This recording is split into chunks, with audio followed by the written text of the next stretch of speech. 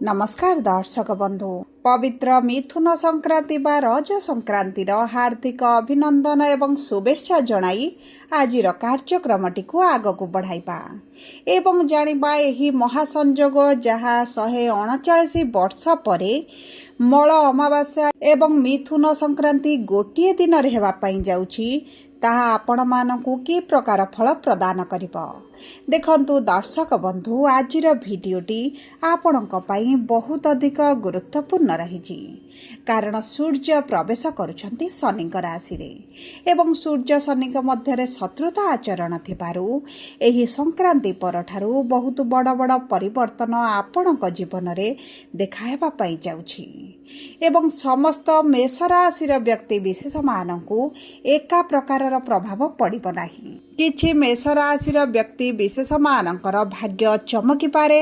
एवं किछि मेष राशिर व्यक्ति विशेषकर भाग्य दुर्भाग्य रे बदली पारे। यह संपूर्ण भाव रे आपणकर केउ मेष राशि केउ नक्षत्रर मेष राशि ताहा उपरे निर्भर करुछि कारण देखंतु मेष राशिर तीनोटी नक्षत्र रहिछि अश्विनी मेष 1/1 द्विजा मेष 2/1 एवं कृत्तिका मेष 3/1 मेष राशि तीनोटी नक्षत्र रे अलग अलग प्रभाव एही संक्रांति परठारु पड़िबा पई जाउछि कारण आपण मानकर नक्षत्र अधिपति भिन्न भिन्न अटंती ता सहित देवगुरु बृहस्पति सहित शुक्राचार्य एकाठी आपणक चतुर्थ भाव रे केन्द्र रे विराजमान हेबा पई जाउछंती जेतेबेले दुईटी शुभ ग्रह एकत्र आपणक राशिर केन्द्र भाव रे विराजमान करंती सेतेबेले ताहार चमत्कारी फल प्राप्ति होइताए तेणु करी आपणकर भाग्य चमकी बना नाही आपणकर आशा पूर्ण हेबो ना नाही किंबा आपणक कार्य रे आपणको सफलता मिलिबो ना नाही एही वीडियो माध्यम रे विस्तृत भाव रे आलोचना करिबा सेथिपई आपण आम सह वीडियोर शेष पर्यंत जोड़ी होई रुहंतु एवं वीडियोर शेष भाग रे आपणको किछिटा सहज उपाय बा प्रतिकार जणाइबी जहाँ आपणकर अशुभत्व को दूर करिबो एवं शुभाशुभ फल को वृद्धि करिबो किंतु वीडियोटी आरंभ करिबा पूर्वरु जदि आपणकर भी मेष राशि होई थाए एवं आपण भी ईश्वर को आंतरिक भक्ति एवं विश्वास करंती तेबे वीडियोटी को लाइक करंतु कमेंट बॉक्स रे जय जगन्नाथ जय मां लक्ष्मी अवश्य लिखि दियंतु ता सहित आम सह जोगाजोग करिबा पई वीडियोर मध्य भाग रे एक व्हाट्सएप नंबर टी दिया जाइछि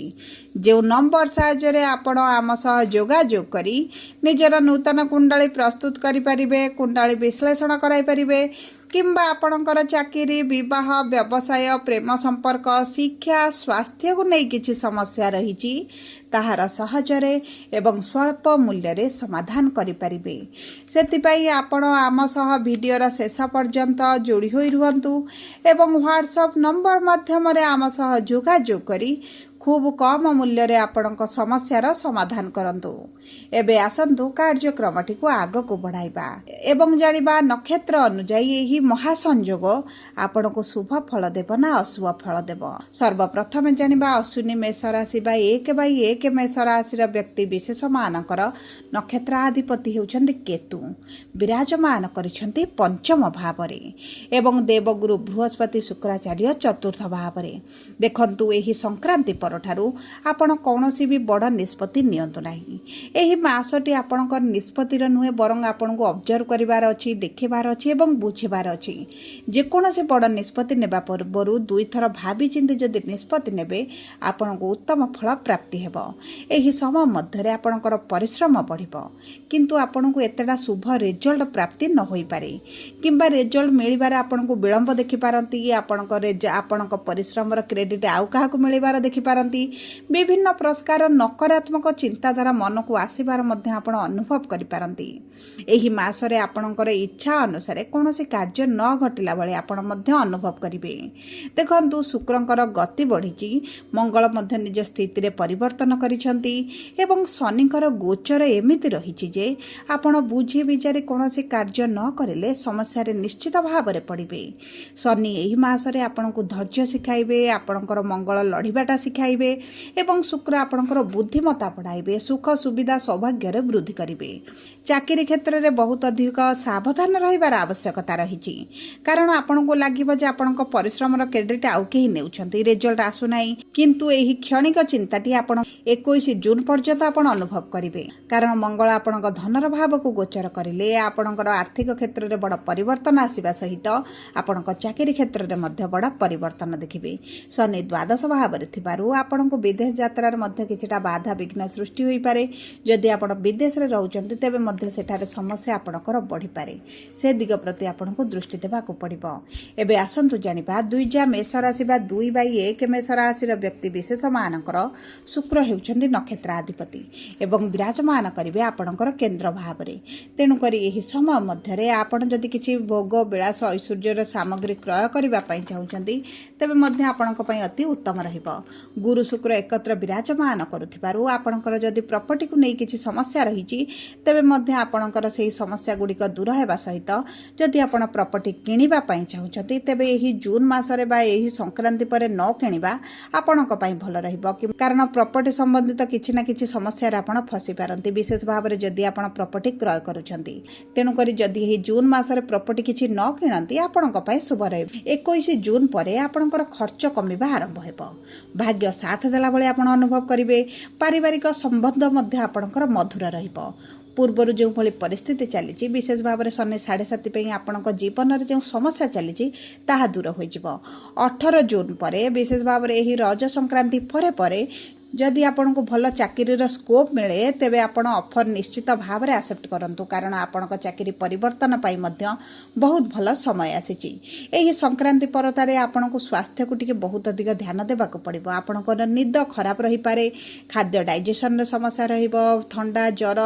एवं आपण को किछिटा ऋतुकालीन समस्या मध्य देखा देई पारे आपणकर शरीर रे थकापणटी बढ़ी जाई पारे जेहेतु क्रामर प्रेशर आपण को ऊपर अधिक रहिबो एही समय मध्य आपण को स्वास्थ्य समस्या टिके देखा दे पारे। जदि आमे देखिबा एही रज संक्रांति परठारु 21 जून भितर आपणक वैवाहिक जीवन में किछिटा मनमालिन मतभेद मध्य देखि पारंती से दिग प्रति आपण को दृष्टि देबाक पड़िबो कारण मंगल जेहेतु आपणक लग्न भाव में अछंती आपणक बाणी पई किंबा कोनोसी ना कोनोसी चतुर्पार्श्विक परिस्थिति पई मध्य आपणक मध्य रे किछिटा झगड़ा मनमालिन मतभेद देखा दे पारे किंतु आपणकर जदि विवाह रे कोनोसी अर्चना आसुतिला तेबे ताहा दूर होई जिवो भाग्य आपणकर साथ देबो भाग्य भरोसा आपण जदि किछि कार्य करते आपन को सेतरे शुभ फल मिलिबो किंतु एही संक्रांति परठारु विशेष भाव में 21 तारिख परठारु जदि आपण किछि बड़ निष्पत्ति नेबे तेबे आपण को एतडा असुविधार सम्मुखीन हेबाकू पड़ी न पारे। एबे आसतु जानिबा कृतिका मेष राशि 3/1 मेष राशि व्यक्ति विशेष मानकर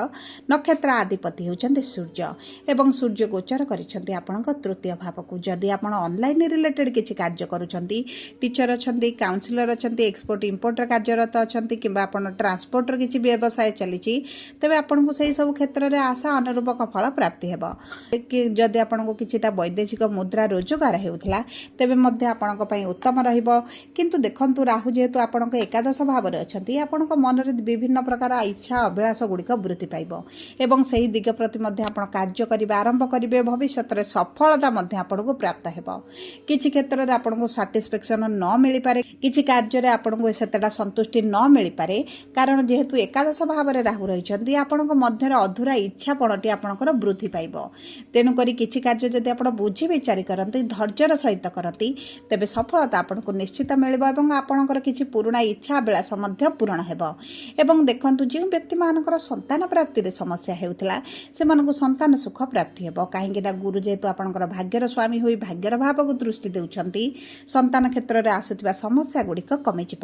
एवं जदि आपण एही समय मध्य संतान प्राप्ति प्लानिंग करती तेबे मध्य उत्तम रहिबो एवं आपण जदि प्रेम संपर्क रे अछंती तेबे आपणक बाणी को टिके नियंत्रण करंतु नचे समस्याटी बढ़ी पारे किंतु जदि आपणक संपर्क रे मधुरता रहिछि प्रेम विवाह करिबा पई चाहुचंती तेबे आपणक पई उत्तम समय रहिबो आपणकर एही समय मध्य खर्च बढ़िबा सहित रोजगार मध्य वृद्धि हेबो सब परे आपणकर अशुभत्व को दूर करी शुभाशुभ फल को वृद्धि करिबा पई प्रत्येक दिन हनुमान चालीसा पाठ करंतु एवं चेष्टा करंतु कुकुर को खाद्य देबा पई दुर्गा चालीसा पाठ पाठ करंतु सूर्य को प्रातः समय जल अर्पण करंतु एवं मंगलवार दिन आपण विशेष भाव में हनुमान को मंदिर जातु सेठारे नाली सिंदूर एवं पानटी अर्पण करंतु। हनुमान चालीसा प्रतिदिन पाठ करने सहित सबुपरि जदि आपणकर मेष राशि होता है वीडियोटी किभଳି लागला कमेंट बॉक्स रे लिखि जणातु। जदि आपणक प्रियजनकर मेष राशि होता है वीडियोटी तांको सहित शेयर करंतु। जदि प्रथम थर आम चैनल को आसी चैनल टी को सब्सक्राइब करंतु। पाखरे थिबा बेल आइकन को प्रेस करंतु। धन्यवाद।